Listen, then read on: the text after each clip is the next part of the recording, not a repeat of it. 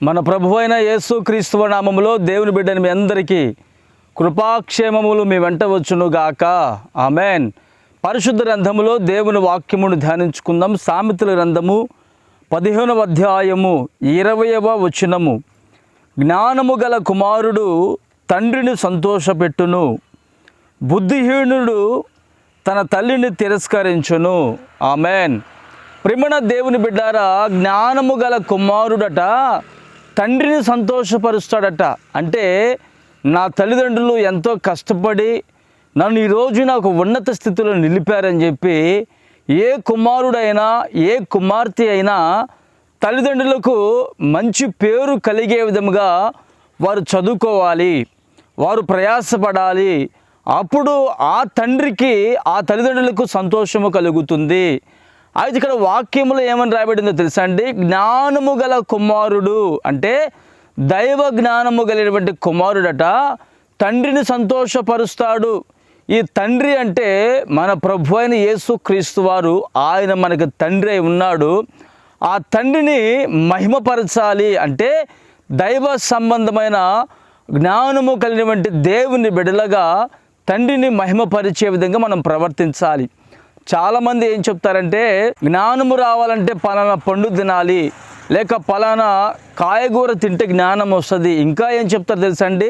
బెండకాయలు తింటే జ్ఞానం వస్తుందని చెప్తారు కొంతమంది. లెక్కలు బాగా వస్తాయి అంటారు కొంతమంది. బెండకాయలు తింటే కొంచెం జ్ఞానం పెరిగిద్ది అంటారు చాలామంది. కొంచెం చదువు వస్తుంది అంటారు. బెండకాయలో కానీ కాయగూరలో కానీ పండ్లలో కానీ వచ్చే జ్ఞానము కాదు నేను చెప్పే జ్ఞానము. ఈ జ్ఞానము దైవ సంబంధమైన జ్ఞానము.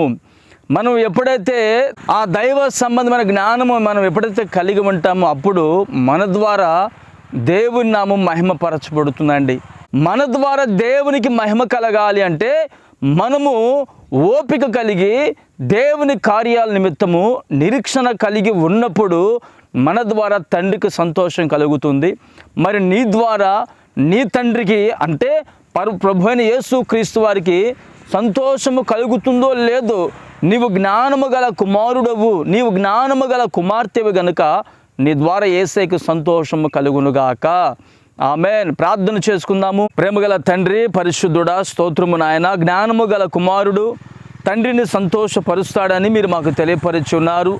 లాజరు తండ్రి, అతని ద్వారా మీ నామానికి సంతోషము కలిగినది. మా ద్వారా కూడా మీ నామానికి సంతోషము కలగాలంటే మొదట మేము నీ యందు విశ్వాసముందు నిలకడగా నిలిచిన వారమై నీ కార్యముల కొరకు ఓపిక కలిగి నిలిచినప్పుడు మా ద్వారా మీ నామము సంతోషపరచబడుతుంది, మహిమపరచబడుతుందని మీరు మాకు తెలియపరిచున్నారు. ఈ మాటలు నిత్యముగా ఈ రోజున మీరు మా జీవితంలో స్థిరపరిచి మహిమ పొందుకోమని యేసు నామమున ప్రార్థిస్తున్నాను తండ్రి. ఆమెన్.